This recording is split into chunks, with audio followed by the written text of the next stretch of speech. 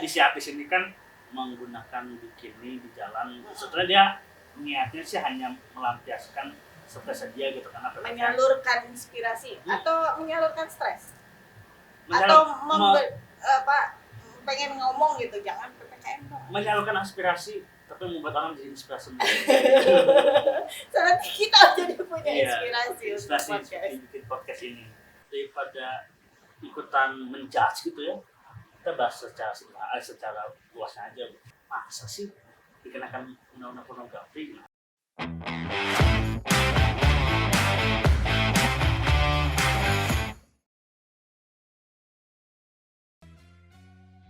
Kembali lagi di Hits, hukum itu tentang semua, bersama saya Bagas dan saya Dia. Bu. Apa? Menanya nih Bu. Bayar. Iya. Kan udah SH. Jengkir. Masih baru unofficial, belum official nih. Oh ya, belum yudisium. Saya juga nggak tahu sih dan kemarin dulu satu kali nggak ada pengumuman. Itu doa, anggap aja itu doa. Edit baik lah. Bu, mau nanya nih. Ibu, PPKM ini stres nggak sih? Kalau dibilang stres. Stres. Tapi karena bisa menikmati akhirnya menjadi kebahagiaan. Beda ya, sama saya juga sih. Saya juga PPKM stres dilampiaskannya dengan pesan makanan online sih. Jadi saya habis itu. Dikasih seberat sih udah habis. Saya stres, kalau dibilang stres pasti stres. Tapi karena itu saya kasih waktu saya untuk keluarga. Ini biar terlihat gimana gitu ya. Yang baik untuk anak-anaknya gitu. Biar terlihat mencintai gimana gitu ya. Jadi saya dedikasikan waktu saya untuk suami dan anak-anak. Aduh. Mantap. Kita lihat aja nanti. Oh, nge-like apa enggak ya? Kalau saya yang pertama ya. Kurang apa lagi? Nah, ini kan kalau kita melampiaskan PPKM yang bikin stres ini kan dengan hal-hal yang sedikit produktif ya. Sama nih Bu. Sama siapa? Semua orang. Maksudnya banyak orang sih yang juga menganggap PPKM ini buat dia stres dan melampiaskan dengan hal-hal, ada yang produktif, ada yang juga yang aneh-aneh nih Bu. Salah satunya artis di Indonesia nih. Apa itu, Pak? Aneh-aneh sesuatu dia mengekspresikan memberikan pendapatnya gitu dengan cara dia tuh berbikini. Oh, aku tahu kalau itu. Oh kan? Harus tahu sih. Karena sebenarnya banyak cara yang melampiaskan tuh, ada yang demo itu juga iya kan. Demo itu ada dari yang cara wajar sampai yang cara aneh-aneh, itu ada anarkis juga ada. Tapi kalau yang itu ya Bang, iya sih. Iya. Viral ya. Kebanyakan tuh artis Indonesia tuh kan pada curhat nih di media sosial. Tapi artis yang satu ini nih Bu, yang viral. Jadi dia tuh melampiaskan kesetresan dia dengan menggunakan bikini dan jalan-jalan di trotoar Jakarta gitu, sambil bawa spanduk. Saya stres karena PPKM, kalau nggak salah itu ya. Terus intinya mah dia mah stres lah. Aku akan lebih stres sebenarnya kalau aku membayangkan kamu yang melakukan itu. Nggak perlu juga, nggak ada yang perlu juga kayaknya, nggak ada yang sampai ngelakuin juga gitu. Nggak, kalau kamu yang melakukan itu aku lebih stres. Kenapa Bu? Lebih stres daripada PPKM. Kenapa juga kalau dia yang melakukan ada. Jadi bosnya berarti kan bikin gitu ya. Hah? Bikin stresnya lebih karena ada berbagai faktor gitu. Satu bisa aja karena bosnya gitu kan yang bikin jadi berbikini di jalan. Nah, kan saya kan memberikan yang asik-asik, jadi nggak bikin stres sampai kamu begini sih. Nah Bu, itu yang menjadi pro dan kontra gitu. Jadi si artis ini kan menggunakan bikini di jalan. Sebenarnya dia niatnya sih hanya melampiaskan stres dia gitu kan. Menyalurkan inspirasi atau menyalurkan stres. Pengen ngomong gitu, jangan PPKM dong. Menyalurkan aspirasi tapi membuat orang jadi inspirasi. Soalnya kita jadi punya inspirasi untuk bikin podcast ini. Masa sih dikenakan undang-undang pornografi? Nah, itu banyak pihak yang lain ikut juga dalam membahas si artis ini gitu, kenapa bisa menjadi tersangka dan sebagainya. Nah, mending kita daripada ikutan menjudge gitu ya, kita bahas secara luasnya aja gitu. Soalnya pornografi itu apa sih, atau bisa aja kita nanti bahas selanjutnya sebenarnya memenuhi unsur-unsur nggak sih si artis ini untuk dapat dikenakan pasal pidana. Ya, boleh. Kita mulai saja langsung dari pengertian dulu. Biasanya kita mulai dari pengertian gitu. Pengertian pornografi secara sederhana aja. Kalau misalnya mau secara panjangnya bisa cek aja langsung di undang-undang. Iya, betul. Kalau pornografi kan ada undang-undangnya ya. Ada undang-undang tentang pornografi itu tahun 2008 ya. Betul sekali. Oh iya. Karena kan itu berita hits, jadi kapan sih undang-undang pornografi? Undang-undangnya apa sama kontennya apa? Beda cerita itu. Karena kalau undang-undang saya nggak ngapalin. Jadi kalau pas dibilang undang-undang tentang ini, jadi cari gitu kan. Nah, kebetulan ketemu tuh undang-undang tahun 2008. Nah, undang-undang pornografi, kalau dibilang undang-undang apa sih definisi pornografi ya?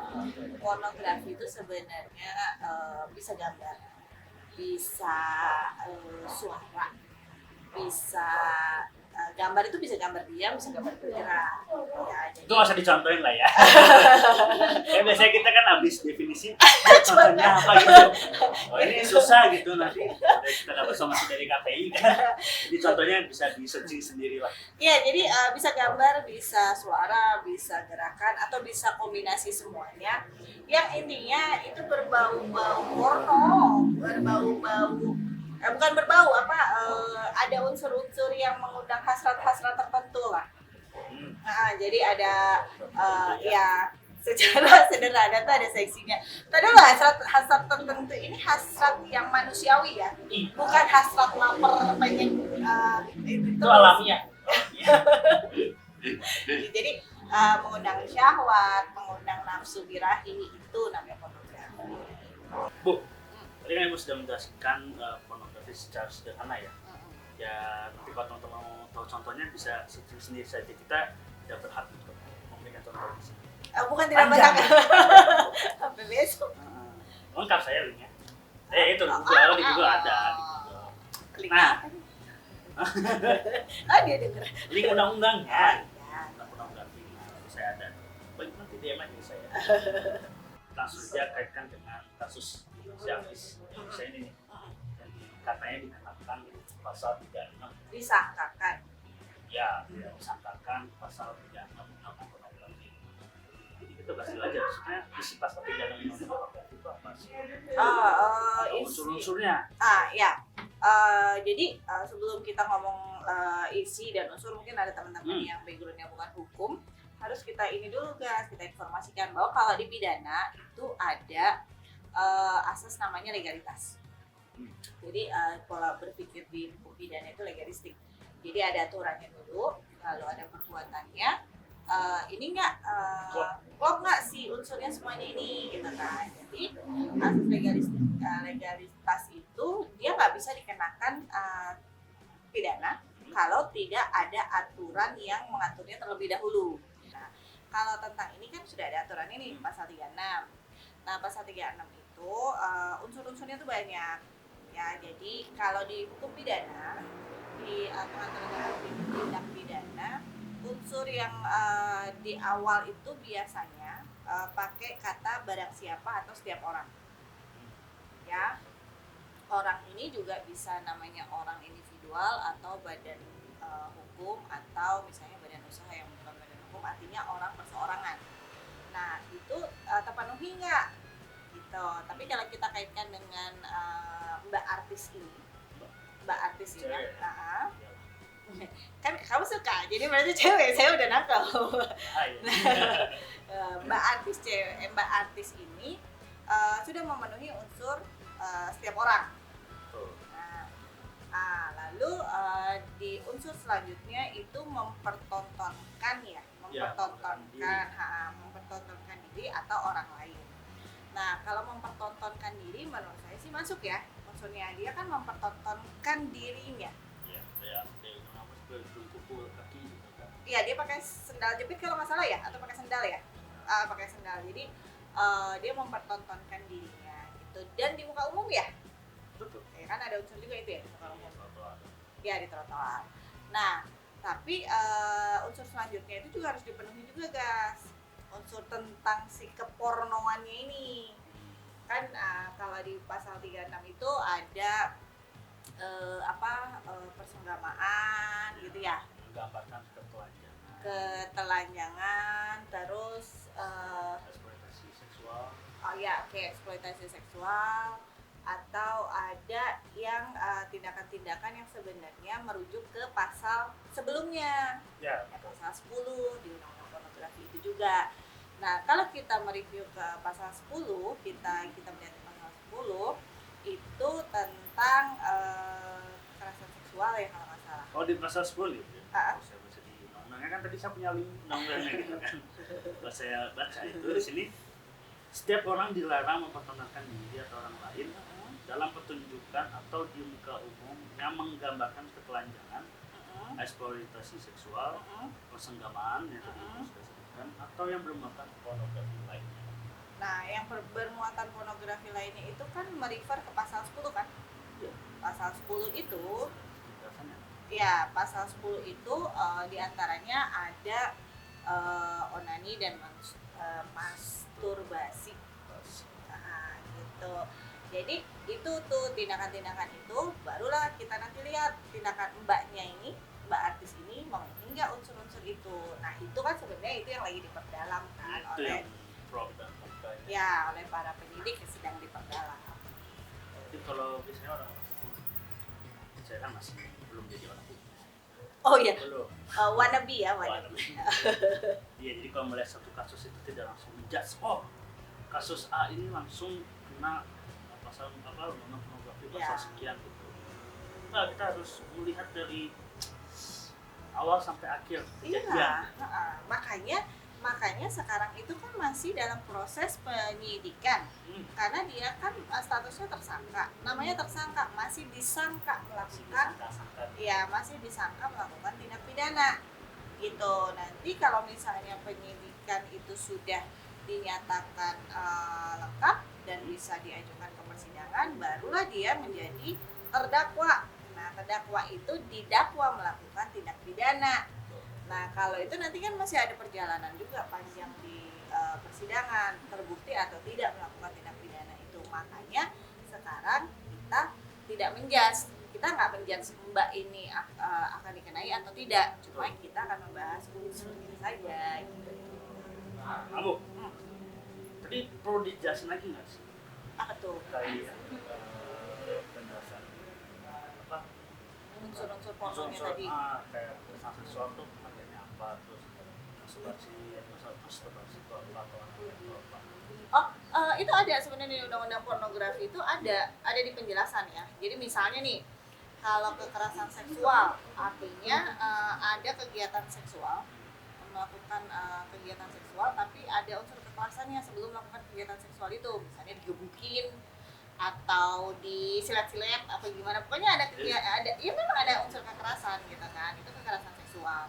Terus kalau misalnya tadi menggambarkan ketelanjangan, nah ketelanjangan itu ya berarti kan organ intimnya kelihatan, intinya sih itu kelihatan, terlihat. Jadi misalnya dia pakai satu baju tapi kainnya transparan.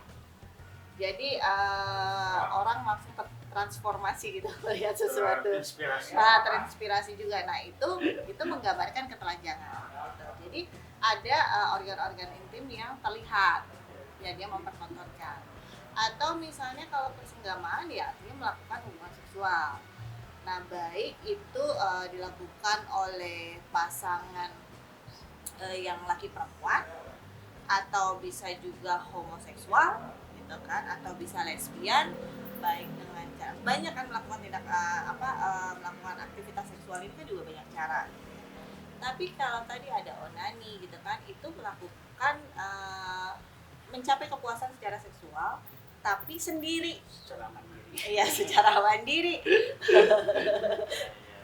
Jadi tapi tetap mandirinya itu dia mempertontonkan ke orang lain. Nah, gitu. Jadi semua unsur di dalam pasal 36 itu harus terpenuhi.